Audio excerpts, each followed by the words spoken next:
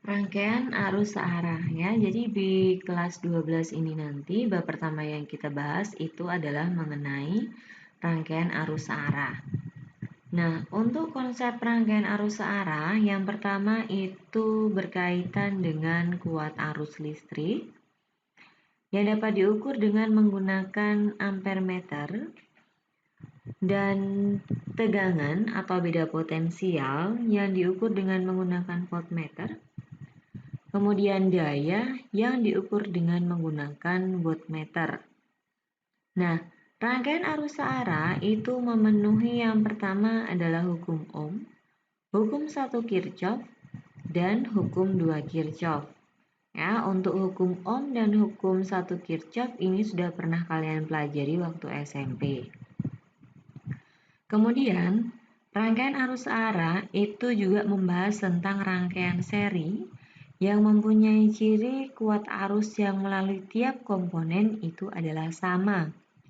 Jadi E yang melewati setiap hambatan itu dia nilainya sama. Kemudian untuk rangkaian paralel dihambat oleh kuat arus dan memiliki tegangan pada tiap komponen sama. Jadi V-nya itu dia sama. Nah, kemudian sebelum kita lebih jauh membahas tentang rangkaian arus searah, ini untuk informasi kalian. Yang pertama itu listrik dibagi menjadi dua. Yang pertama itu adalah listrik dinamis, adalah listrik yang mempelajari muatan-muatan listrik yang bergerak yang menyebabkan munculnya arus listrik.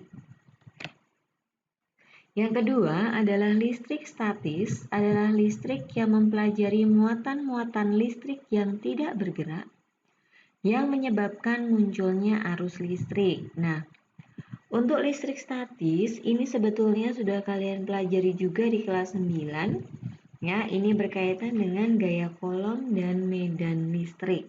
Kalau kalian masih ingat ya, nanti akan kita review sedikit.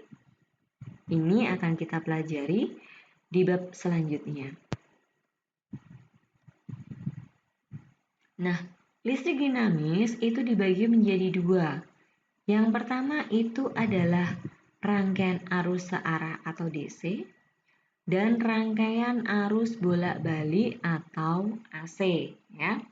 Jadi nanti spesifikasinya kita akan lebih membahas tentang rangkaian arus searah. Nah, yang pertama yang akan kita bahas itu di rangkaian arus searah adalah kuat arus listrik atau I. Nah, perhatikan di sini ada sebuah rangkaian listrik sederhana. Ini adalah saklar, kemudian baterai dan lampu. Ya, ketika saklar ini ditutup, ternyata ada arus yang mengalir ya. Di sini ada I.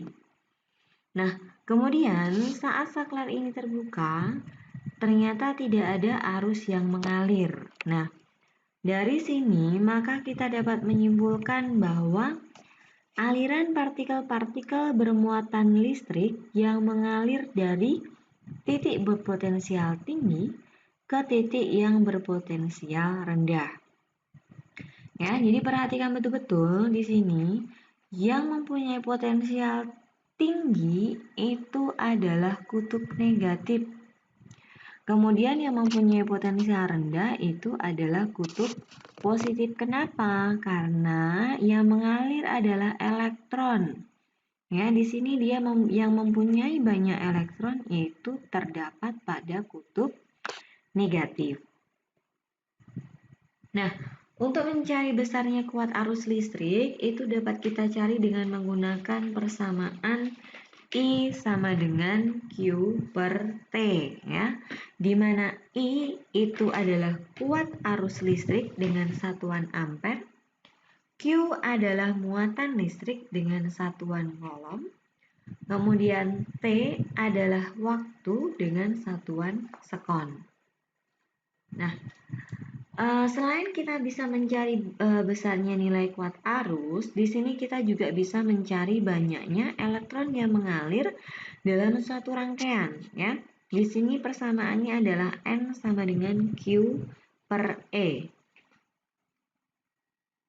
Dengan N itu adalah jumlah elektron, Q adalah muatan listrik dengan satuan kolom, kemudian E itu adalah muatan elektron yang besarnya adalah 1,6 kali 10 pangkat min 19 kolom ya.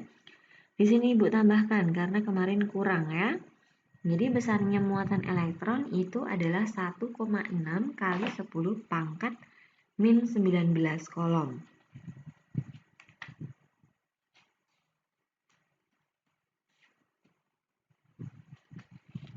Nah, alat yang digunakan untuk mengukur besarnya arus yang mengalir pada suatu rangkaian itu disebut dengan ampermeter. Dan ampermeter ini dia dipasang secara seri pada rangkaian ya. Nah, di sini contohnya gambarnya memang ada agak sedikit blur, tapi Ibu harapkan kalian bisa melihat semua ya. Nah, di sini ada power supply. Ya, kemudian di sini ada lampu dan ini adalah ampermeternya. Nah, saat arus mengalir ternyata nilai ampermeter ini berubah dari 0 dia berubah menjadi 5. Ya. Ini jika ampermeternya dia berupa ampermeter digital, maka dia langsung terbaca. Namun, bagaimana kalau ampermeternya itu manual ya? Kalau pernah kalian temui di lab, ini namanya multitester. Kalau multitester itu dia bisa dipakai untuk mengukur arus, kemudian tegangan maupun daya. Ya, nah perhatikan betul-betul di sini itu yang mempunyai anak panah ini itu disebut dengan skala tunjuk. Nah, kemudian angka 5 di sini ya itu adalah skala maksimum. Nah, kalau mungkin ada yang menanyakan, Bu, apakah skala maksimumnya itu pasti selalu 5? Tidak, ya. Jadi tergantung multitesternya itu kadang beda merek, dia juga berbeda skala maksimumnya. Ya, kemudian di sini ada angka 0, kemudian 10 mA, kemudian 2 ampere, ini disebut dengan batas ukur ya. Nah, ini ada cabang di sini adalah kabel yang akan disambungkan pada hambatan dan baterai. Nah, Bu, apakah selalu memakai angka 2? Enggak. Nah ya, tinggal kamu lihat di sini kalau misalkan kamu pakai 10 mA, itu juga boleh. Yang kalian perhatikan adalah batas ukurnya ini kalian mau pakai yang mana? Itu yang paling penting. Nah, untuk pembacaannya itu I sama dengan skala tunjuk dibagi dengan skala utama dikali dengan batas ukur. Ya, jadi setelah kalian hitung nanti akan terbaca berapakah nilai kuat arus pada rangkaian tersebut. Nah, untuk tegangan Ibu langsungkan di sini supaya lebih mudah ya untuk mempermudahnya. Nah, kalau ampermeter itu digunakan untuk mengukur besarnya arus, tetapi voltmeter itu digunakan untuk mengukur besarnya tegangan atau beda potensial. Tadi di atas sudah ada penjelasannya ya. Nah, di sini kalau ampermeter dia dipasang secara seri. Berbeda dengan berbeda dengan untuk mencari besarnya tegangan ya. Nah, ini Ibu gambarkan sedikit untuk rangkaiannya. Nah, lihat di sini ampermeternya dia terpasang secara seri dengan hambatan ya, tidak ada titik cabang pada kawatnya. Nah, voltmeter itu dia dipasang secara paralel, berarti dia punya titik cabang dengan hambatannya. Ini titik cabangnya ya. Nah, ya, jadi dia menunjukkan bahwa voltmeter ini dia dipasang secara paralel. Nah, untuk pembacaannya itu sama pada pembacaan pada kuat arus listrik. Ya, jadi sama, skala tunjuk dibagi dengan skala maksimum baru dikali dengan batas ukur.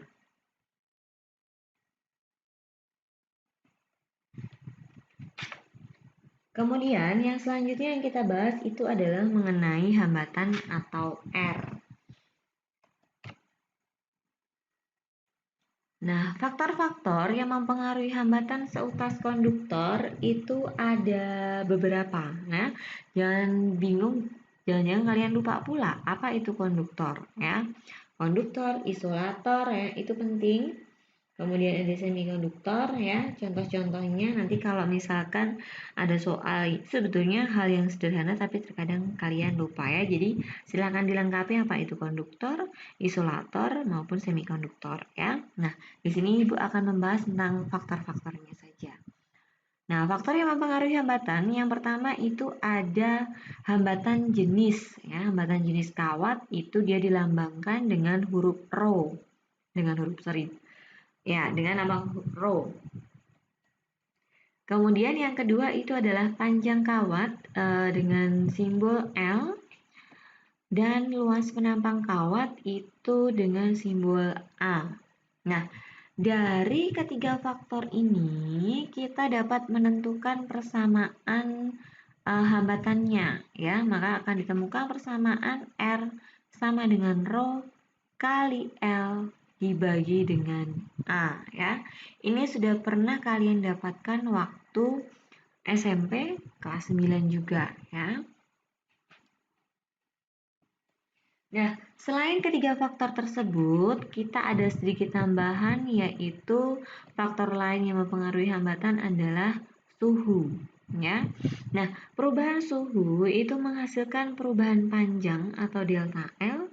Perubahan panjang itu mengakibatkan perubahan hambatan atau delta R, sehingga besarnya delta R itu dapat kita cari dengan menggunakan delta R sama dengan R0 dikali alfa dikali dengan delta T ya. Nah, delta R itu adalah perubahan hambatannya, perubahan nilai hambatan. Kemudian R0 itu adalah hambatan mula-mula. Kemudian alfa itu adalah koefisien Y.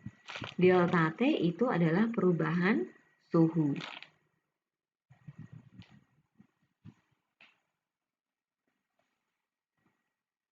Nah, selanjutnya yang akan kita bahas adalah hukum Ohm. Nah, hukum Ohm ini dia berkaitan dengan tegangan dan kuat arus. Ya, nah hukum Ohm itu menyatakan bahwa kuat arus dalam suatu rangkaian sebanding dengan tegangan pada ujung-ujung rangkaian dan berbanding terbalik dengan hambatan rangkaian. Nah, dari pengertian itu, maka persamaan dari hukum Ohm adalah I sama dengan V dibagi R atau V sama dengan I kali R. Ya. Dengan I itu adalah kuat arus atau dengan satuan ampere. Kemudian V itu adalah tegangan listrik dengan satuan volt. Dan R itu adalah hambatan listrik dengan satuan ohm.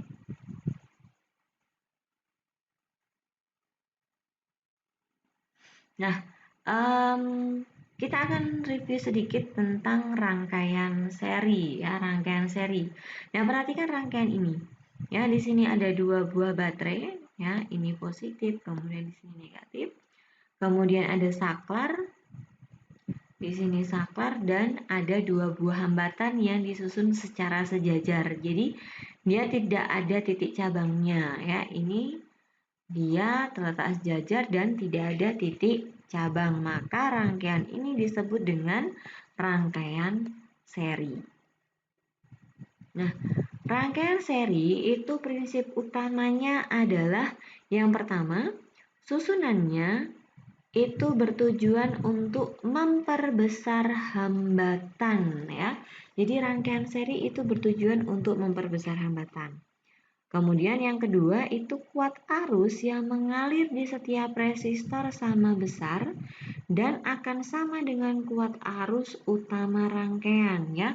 Jadi misalkan di sini dia punya nilai I, kemudian karena dia masuk lampu 1, maka dia punya I1. Kemudian saat masuk lampu 2 dia punya I2. Dan saat dia keluar di sini dia punya I. Ya. Jadi Kuncinya, kalau pada rangkaian seri nilai I atau kuat arus pada setiap resistor itu adalah sama besar ya. Kadang ada yang terbalik. Kalau rangkaian seri itu V-nya dia malah yang sama. Itu kebalik ya. Kalau seri itu I-nya yang sama. Kemudian yang ketiga adalah tegangan pada masing-masing resistor sebanding dengan hambatan resistornya. Sehingga di situ kita ketemukan perbandingannya V1 banding V2 sama dengan R1 banding R2. Nah, kemudian yang keempat, tegangan yang diberikan pada resistor seri sama dengan jumlah tegangan tiap resistor. Nah, di sini Ibu agak keliru ya. Nah, besarnya V itu sama dengan V1 ditambah dengan V2 ditambah dengan V3 dan seterusnya. Tergantung dilihat di situ ada berapa hambatannya.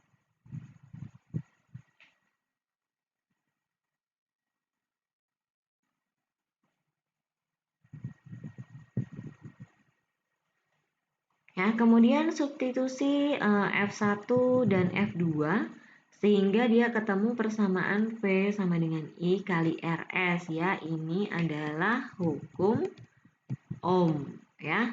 Kemudian hambatan seri. Nah, mencari jumlah rangkaian pengganti hambatan seri itu hambatannya tinggal kalian jumlahkan ya.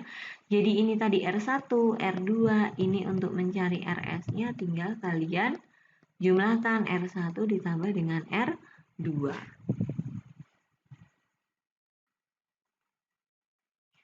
Nah, kemudian yang kedua itu adalah rangkaian paralel ya. Kalau kalian lihat di sini rangkaiannya ya, pada setiap lampu dia mempunyai titik cabang dan titik cabang ya. Jadi dia tidak dipasang secara sejajar, tapi dia punya titik cabang. Inilah yang dimaksud dengan rangkaian paralel.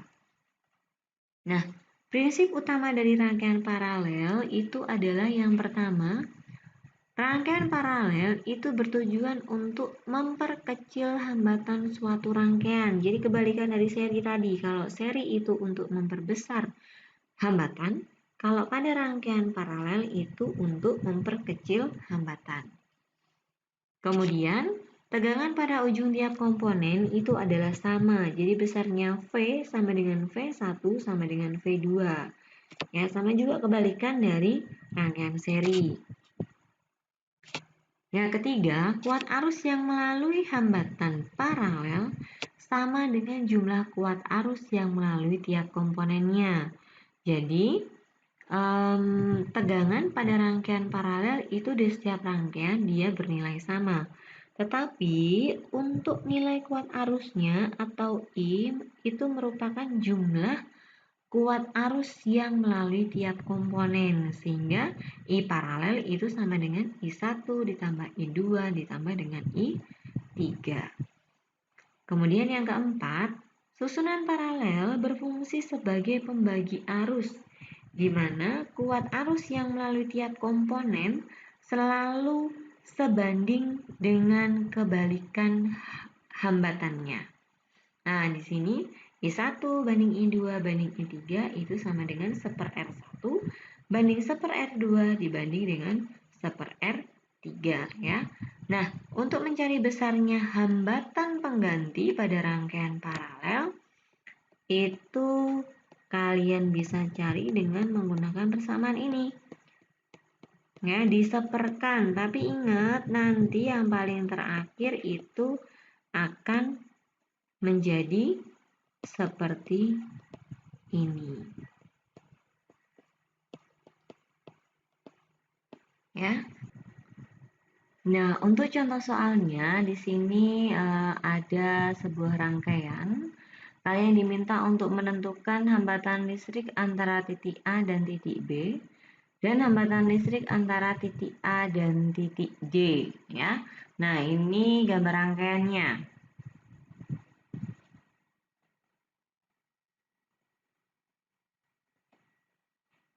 Nah, pertama yang harus kalian lihat itu adalah manakah yang merupakan rangkaian seri, atau rangkaian paralel, ya. Jadi mana yang merupakan rangkaian seri ataupun rangkaian paralel. Nah, di sini hambatan 3 ohm, 3 ohm, 6 ohm, 3 ohm, dan 3 ohm ini adalah hambatan yang ada pada titik AD, begitu juga untuk yang 9 ohm, 3 ohm, dan 3 ohm. Tapi hambatan 3 ohm yang ada di titik D itu tidak akan kita gunakan untuk menghitung nilai hambatan listrik antara titik A dan titik B, ya. Nah, yang ibu kotakin ini adalah rangkaian seri, ya. Dia merupakan rangkaian seri sehingga kita bisa mencari besarnya RS atau rangkaian pengganti seri itu tinggal kita jumlahkan. Ya, dari sini kita mendapatkan hasilnya adalah RS-nya itu 18 ohm. Nah, setelah hambatan ini kita hitung, ya, rangkaian seri ini kita hitung, maka rangkaiannya dia berubah menjadi seperti ini, ya. Jadi tadi itu di sini dia ada 3 buah hambatan, di sini tinggal 1 hambatan yaitu rangkaian serinya, ya, yang di sini tadi. Ya, karena ini tidak kita gunakan, ya. Jadi yang dari 4 hambatan ini ternyata bisa kita ganti menjadi 1 hambatan yaitu RS. Nah, kemudian dari hambatan 9 ohm dan rangkaian seri itu merupakan rangkaian paralel, ya. Jadi hambatan 9 ohm dan hambatan RS ini dia merupakan rangkaian paralel sehingga besarnya dapat kita cari dengan menggunakan persamaan 1/Rp sama dengan 1/9 ditambah 1/18. Nah, kita samakan dulu satuannya, maka dari situ 1/Rp itu kita dapatkan hasilnya adalah 3/18. Nah, ini kalau kalian menjawab sampai di sini, itu berarti kalian belum selesai. Ya, kenapa? Karena yang ditanyakan itu adalah Rp-nya, bukan 1/Rp. Nah, sebetulnya ini bisa dikalikan silang, tapi kalau ibu lebih gampangnya tinggal dibalikkan aja, karena di sini adalah angka 1. Kalau kita balikkan itu tinggal 18 dibagi 3, hasilnya adalah 6 ohm. Kemudian dari rangkaian dari rangkaian seri dan hambatan 9 ohm itu yang telah kita hitung secara paralel, kita mendapatkan hambatan penggantinya itu tinggal nih yang ada di sini. Rangkaian pengganti paralel dari hambatan 9 ohm dan rangkaian seri. Nah, lihat hambatan 3 ohm kemudian Rp dan 3 ohm ini dia tidak ada titik cabangnya. Ya, dia tidak bercabang, maka dia disusun secara seri. Maka dari sini kita bisa mencari besarnya rangkaian seri total itu adalah 12 ohm. Ya, di sini kita tinggal jumlahkan saja nilai dari masing-masing hambatan. Nah, untuk soal yang B itu pengerjaannya sama dengan soal yang A. Nah, kalian boleh coba kerjakan sendiri untuk mengembangkan kreativitas dan penalaran kalian.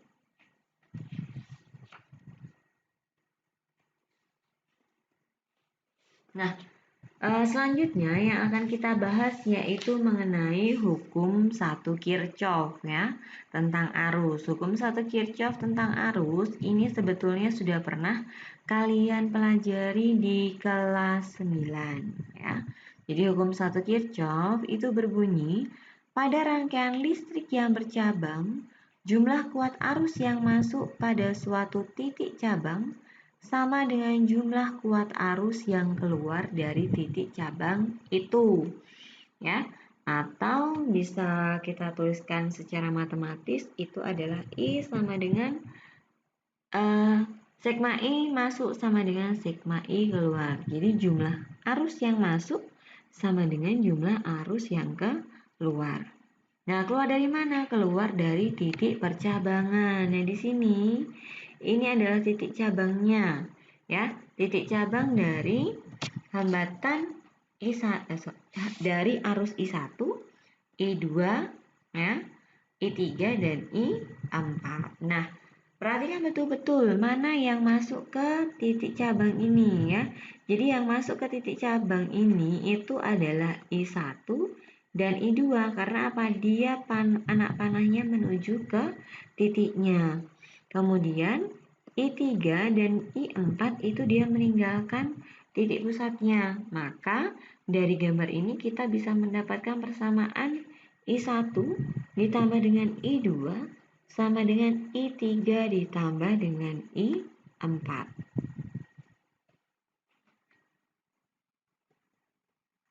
Nah, ini contoh soalnya. Ya, di sini ada rangkaian yang mungkin agak ruwet gitu ya. Nah, tapi coba kita cek satu-satu. Perhatikan gambar rangkaian berikut, tentukan kuat arus yang melalui R2, R3, R6 dan R7 ya. Jadi yang ditanyakan itu adalah arus yang melalui R2, R3, R6 dan R7 ya. Jadi kita hanya terfokus di situ. Nah, kalau kita ingin menghitung besarnya I2, ya, I2 dia ada pada hambatan R2, maka kita harus meninjau arus yang masuk dan keluar yang melalui titik C ya. Jadi yang melalui titik C ini, manakah arus yang masuk dan manakah yang keluar? Nah, kita lihat I2. I2 dia naik berarti dia masuk ke titik C. Kemudian di sini hambatan 3 ohm dan 6 ohm ternyata dia meninggalkan titik C. Maka hambatan keduanya ini dia merupakan arus yang keluar dari titik cabang. Nah, sehingga dari situ kita bisa mendapatkan nilai dari I2 yaitu besarnya adalah 9 ampere dari ini titik A ya, titik A ke titik C.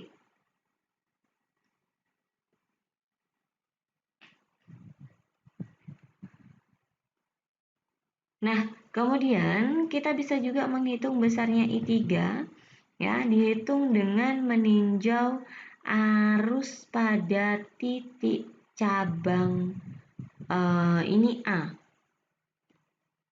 Ya, kita lihat titik cabang yang ada di A karena yang paling dekat kalau kita pakai titik B, I6-nya kan kita nggak tahu berapa nilainya ya. Nah, I masuknya itu dia adalah yang 8 ampere karena dia masuk melalui titik A. Kemudian I keluarnya itu adalah I2 dan I3. I2-nya tadi sudah ketemu ya.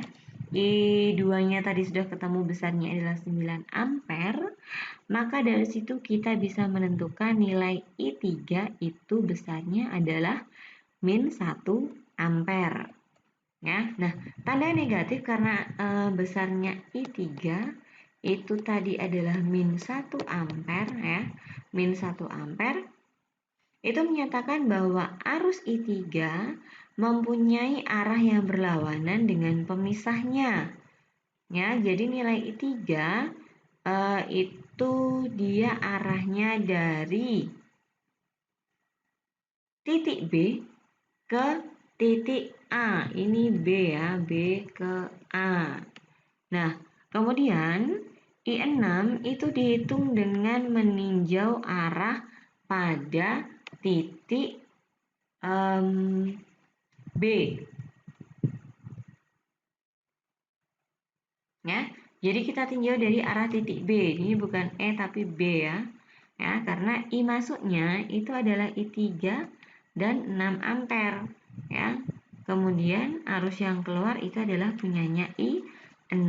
Maka dari sini kita bisa mencari besarnya I6 itu adalah 5 ampere ya, arah dari titik B, ini B ke D.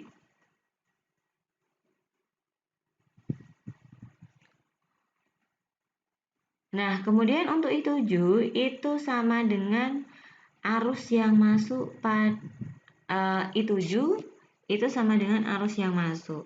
maka nilai I7 itu sama dengan 8 ampere dan meninggalkan titik D.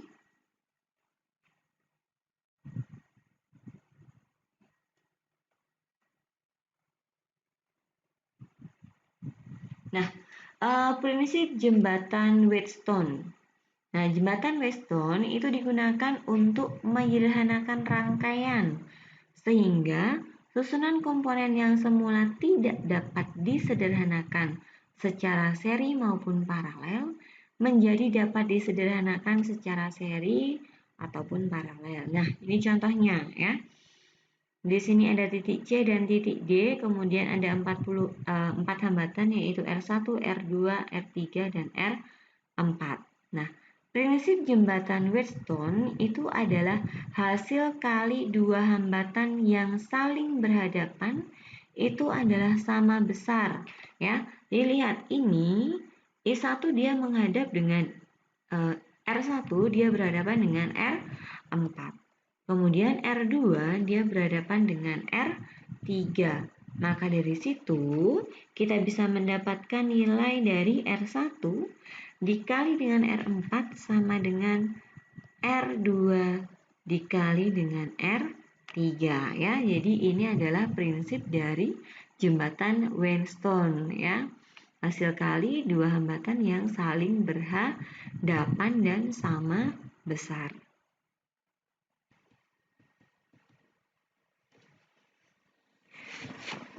Nah, dari ketiga rangkaian ini ternyata hanya rangkaian A ya, hanya rangkaian A itu kepencet ya. Jadi hanya rangkaian A yang merupakan atau yang dapat kita kerjakan dengan menggunakan prinsip jembatan Wheatstone ya. Kemudian yang B yang di sini ya, dia bukan jembatan Wheatstone. Kenapa? Karena jembatan maupun baterainya itu terpasang secara diagonal yang sama ya. Jadi dia terpasang pada diagonal yang sama ini ya. Jadi dia tidak boleh. Kemudian untuk hambatan yang C, ini bukan rangkaian jembatan Wheatstone, walaupun sepintas memang rangkaiannya persis seperti rangkaian A. Ya, ini karena jembatan dihubungkan pada salah satu diagonalnya. Ya, ini pada salah satu diagonalnya. Misalkan di sini ada AC gitu ya. Nah, tetapi baterai itu tidak dipasang pada diagonal lainnya, melainkan dia dipasang di sini. Ya, itu tidak boleh.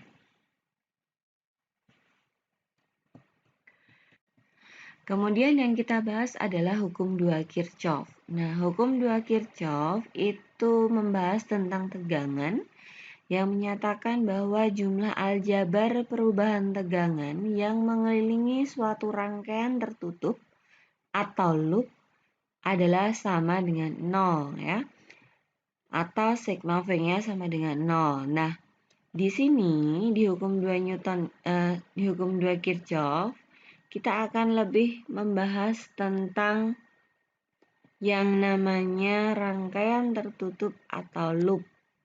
Ya, nah, ini yang disebut dengan loop-nya. Jadi arah aliran arus yang nanti kita tentukan ya. Nah, kita lanjut sebentar. Nah, gaya gerak listrik atau E ya, itu sebetulnya epsilon, tapi Ibu sebut E aja supaya lebih enak didengarnya ya. Nah, gaya gerak listrik atau E dalam sumber tegangan menyebabkan arus listrik mengalir sepanjang loop. Dan arus listrik yang menyebabkan penurunan tegangan sehingga persamaannya bisa ditulis menjadi sigma E ditambah sigma IR sama dengan 0 ya. Nah, karena di sini ada GGL ya, gaya gerak listrik itu merupakan sumber tegangan yang menyebabkan arus listrik di sepanjang loop ya. Jadi ada aliran arus listrik di sepanjang loop ini. Ya. Yang menyebabkan penurunan tegangan. Jadi I yang mengalir di loop ini menyebabkan penurunan tegangan. Nah, jadi untuk soal-soal berikutnya nanti dua persamaan inilah yang akan kita pakai, ya. Nah, untuk perjanjian tanda pada loop, ya, I itu dia bertanda positif jika searah dengan arah loop yang kita tentukan, ya. Nah, ini misalkan, jadi arah loopnya itu pertama kali kita tentukan terlebih dahulu. Biasanya Ibu menentukannya kalau untuk satu loop itu tetap searah dengan jarum jam, ya.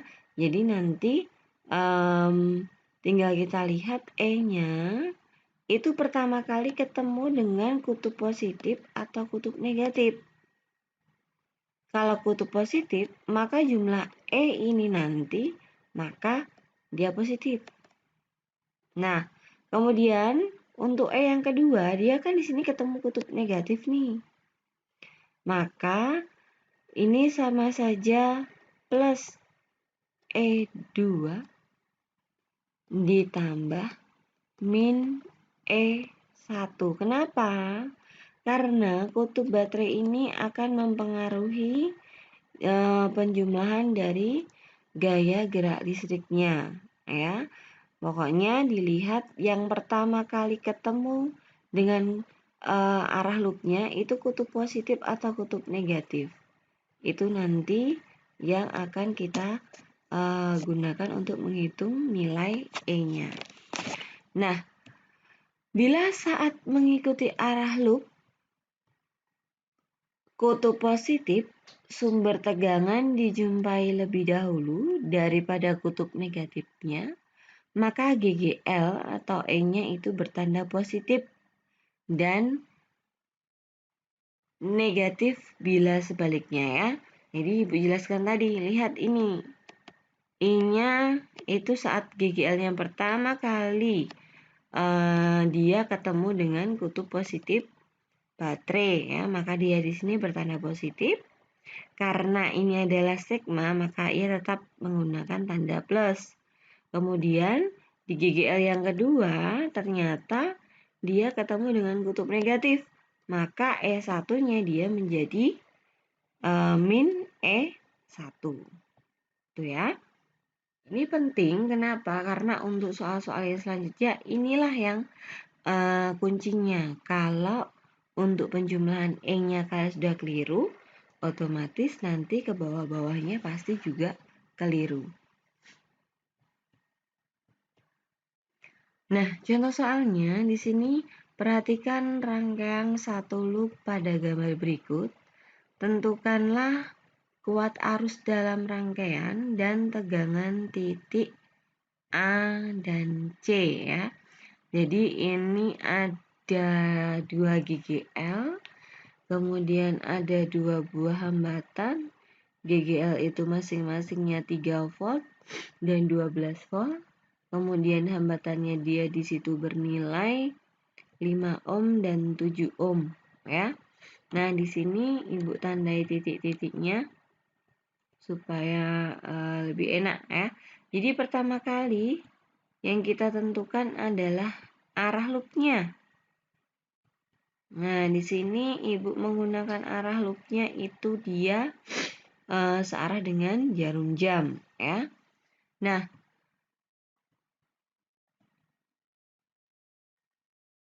yang pertama itu yang kalian cari adalah resultan dari GGL-nya, ya. Nah, lihat di sini. Pertama kali GGL ini ketemu dengan tegangan 3 volt, dia ketemu dengan kutub negatif. Maka dia di sini min 3 volt. Kemudian saat ketemu dengan GGL yang kedua, dia ketemu dengan kutub positif, maka dia di sini plus 12 volt. Nah, kuat arus I yang searah dengan loop itu melalui hambatan 5 ohm dan 7 ohm. Nah, sehingga besarnya sigma IR, karena I-nya belum diketahui, maka kita biarkan dia dalam I, ya. Sigma IR sama dengan I dikali 5 ditambah 7, ya. Jadi hasilnya adalah 12 I. Nah, yang pertama itu diminta untuk menentukan kuat arus, maka dari persamaan yang kedua, sigma E ditambah sigma IR sama dengan 0. E-nya adalah 9, kemudian ditambah dengan 12I sama dengan 0. Sehingga besarnya I itu adalah min 0,75 ampere. Nah, ingat tanda negatif di sini menyatakan bahwa nilai kuat arus yang sebenarnya dalam rangkaian itu adalah berlawanan dengan pemisalan kita, ya. Jadi pemisalan kita tadi kan loopnya ke sana. Berarti arah arusnya kan ke sana. Nah, karena dia bertanda negatif, maka arusnya itu harusnya dia ke sana.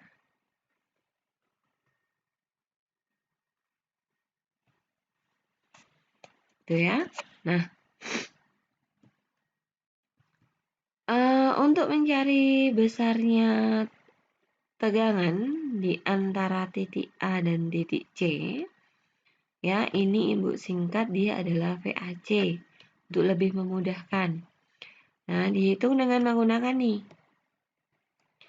Loh, Bu, bukannya persamaannya itu sigma E ditambah sigma IR sama dengan 0 ya, Bu ya? Kenapa di sini pakai jadinya sigma VAC? Karena yang kita hitung adalah dari titik A sampai dengan titik C saja. Kecuali ini itu untuk dari titik B sampai dengan titik A. Ya, jadi kalian harus bisa bedakan. Nah, sehingga besarnya VAC itu sama dengan min 3. Ya, karena titik C ada di sini dan dia hanya melewati 1 GGL saja. Maka di sini adalah min 3 ditambah I-nya, I yang tadi yang sudah kita cari. Ya, min 0,75 ampere dikali dengan 5 ohm. Jadi hasilnya adalah min 6,75 volt.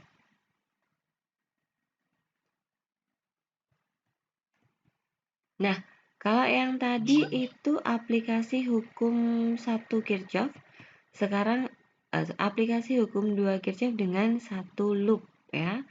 Nah, kalau sekarang kita coba untuk aplikasi hukum 2 Kirchhoff dengan 2 loop, ya. Di sini ada sebuah rangkaian, kalian diminta untuk menentukan kuat arus yang melalui tiap baterai dan beda potensial antara titik A dan titik B, ya. Nah, A dan B di sini ini adalah rangkaian pemisahnya, ya. Dia adalah rangkaian pemisah. Nah, di sini ada 2 buah loop, ya. Ini Ibu misalkan dia adalah loop 1. Di sini adalah loop 2. Maka di sini dia punya I1 dan I2. Nah, I1 itu Ibu pakai dia searah dengan jarum jam. Ya, searah dengan jarum jam. Kemudian yang loop 2, Ibu pakai dia berlawanan dengan arah jarum jam. Kenapa? Karena kita akan mencari beda potensial antara titik AB. Ya, beda potensial antara titik AB otomatis harus ada I total yang ada di sini.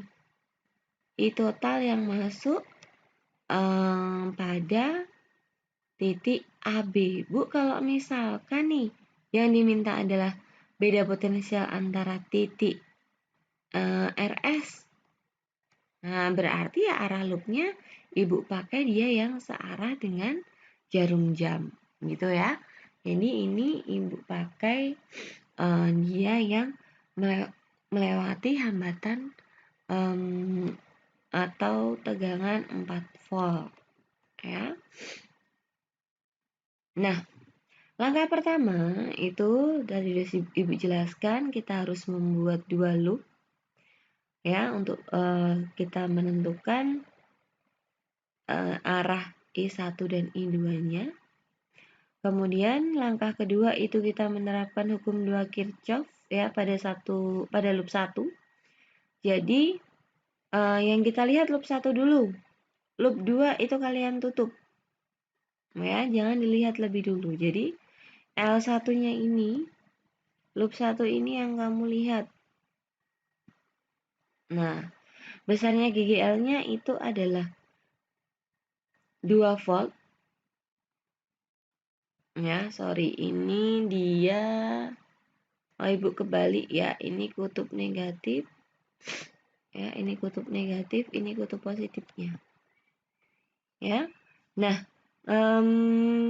sigma L-nya itu min 2 volt ditambah dengan 4 volt. Karena dia pertama bertemu dengan kutub negatif untuk yang tegangan 2 volt dan ketemu dengan kutub positif untuk tegangan 4 volt ya. Sehingga jumlah GL-nya dia di situ ketemu 2 volt. Nah, kemudian kita mencari nilai IR-nya ya. Nah, untuk I1 itu dia melewati hambatan 1 ohm. Ini 4 ohm ya, ini 4 ohm. Hambatan 4 ohm dan hambatan 1 ohm yang ada di sini. Nah, jadi kita masukkan nilainya yaitu I1 dikali dengan 1 tambah 1 ditambah dengan 4. Nah, kemudian kita lihat I2-nya. Jangan bingung Bu, kan kita belum melihat ke loop 2. Kenapa di situ tetap ada nilai I2-nya? Ya. Nah, kalian harus ingat saat arus mengalir di sini I1. Nah, ini mengalir ke sana dia juga ada I2. Maka di sini dia tetap ditambah dengan I2 ya. Jadi itu ditambah dengan I2 kali 4 ohm hambatan yang ada di 4 volt ya, sehingga sigma IR-nya di situ ketemu 6I ditambah dengan 4I2. Nah, kemudian kita masukkan persamaan yang kedua ya, 2 volt ditambah 6I1 ditambah 4I2 sama dengan 0. Kemudian 6I1 ditambah 4I2 sama dengan min 2 volt. Nah, kemudian kita cari sekarang itu yang di loop 2 ya. Jadi kita cari yang ada di loop 2.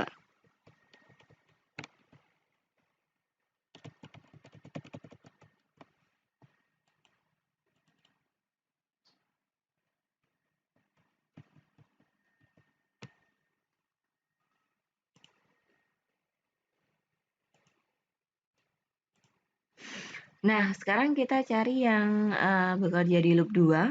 Di sini Ibu langsung masukkan persamaannya ya, sigma E ditambah dengan sigma I itu sama dengan 0. Nah, itu 4 volt dikurang dengan 2 volt ditambah dengan I2 kali 1 ditambah 4 ditambah 1 ya.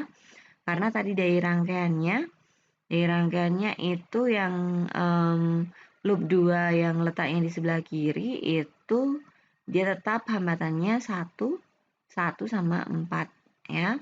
Nah, kemudian di sini juga ada I1. Jadi I1 tetap ada ya.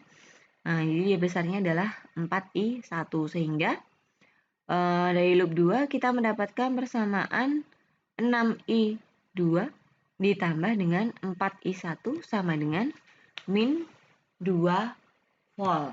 Ya, kemudian Dari loop 1 dan loop 2 persamaannya kita substitusi eliminasi ya. Tadi yang dari loop 1 kita ketemu 6 I 1 ditambah 4 I 2 sama dengan min 2 ya. Kemudian ini 4 I 1 ditambah 6 I 2 sama dengan min 2. Ya, kemudian kita samakan.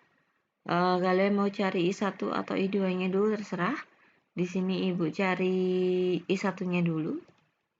Ini Ibu kalikan dengan 2. Ini Ibu kalikan dengan 3. Ya, supaya nanti salah satunya hilang terlebih dahulu. Ini adalah 12 I1 ditambah dengan 8 I2 sama dengan min 4. Kemudian ini 12 I1 ditambah 18 I2 sama dengan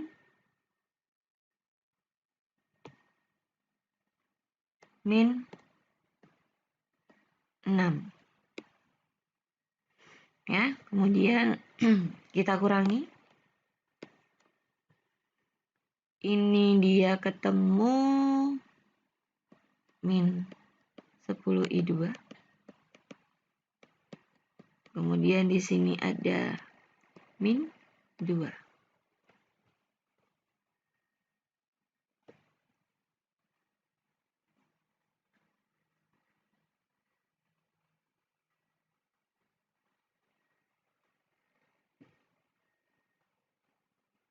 Sehingga besarnya I2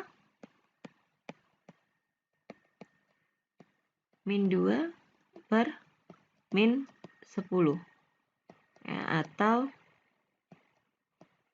0,2 ampere. Ya, sambil dicek mungkin Ibu tandanya ada yang keliru ya. Nah, kemudian setelah I2-nya itu ketemu, kita masukkan ke salah satu untuk mencari nilai I1 ya. Ibu pakai persamaan yang kedua. Ditambah 6 kali 0,2 sama dengan min 2. Di 4 I2 ditambah 1,2 sama dengan min 2. Jadi I2 sama dengan min 3,2 per 4. Ya. Jadi besarnya I2 di situ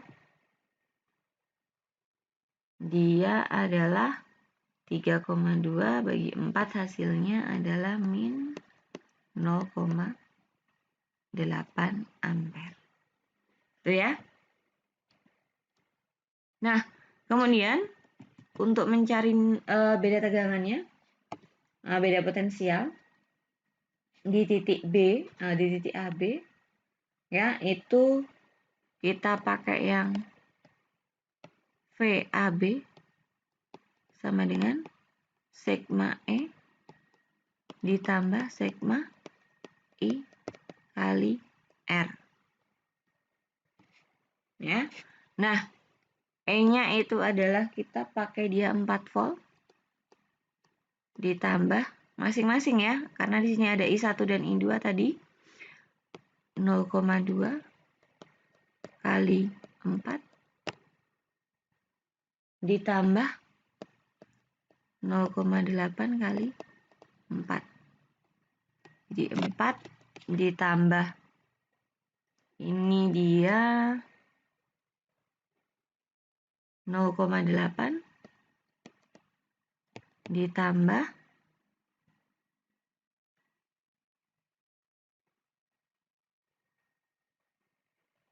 3,2 hasilnya 8 Oh. Tuh ya. Nah, sambil kalian cek apakah ada tanda yang keliru. Kalau keliru nanti diperbaiki ya. Nah, oke. Nah, kemudian sekarang kita masuk pada daya dan energi listrik. Ya, dari hukum Ohm itu kita persamaannya adalah I sama dengan V per R atau V sama dengan I kali R. Yang jika disubstitusikan itu sehingga persamaannya menjadi P sama dengan V kali I akan memberikan daya listrik. Ya, di sini ada 3 persamaan untuk daya, yaitu P sama dengan V kali I, atau P sama dengan V kuadrat per R, atau P sama dengan I kuadrat kali R. Tinggal nanti dalam soalnya yang diketahui apa, gitu ya. Kemudian energi adalah daya kali waktu, sehingga persamaan energi listrik itu ada 3 ya. Nah, W sama dengan P kali T kalau diketahui dayanya, atau W sama dengan V kali I kali T, atau W sama dengan I kuadrat kali R kali T. Ya, tinggal nanti dalam soalnya itu yang diketahui apa. Kemudian elemen listrik. Nah, elemen listrik memiliki elemen yang terbuat dari kumparan kawat. Kumparan ini berfungsi sebagai hambatan listrik ketika dilalui oleh arus listrik, sehingga kumparan kawat akan membuang energi dalam bentuk kalor. Ya, ketika dilalui oleh arus listrik.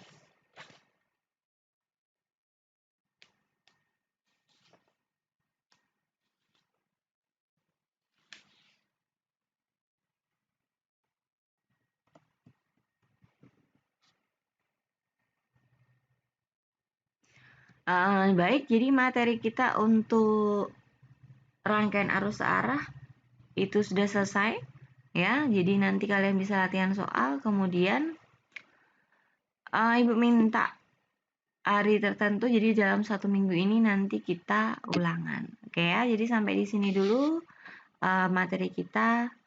Sampai bertemu kembali di materi selanjutnya.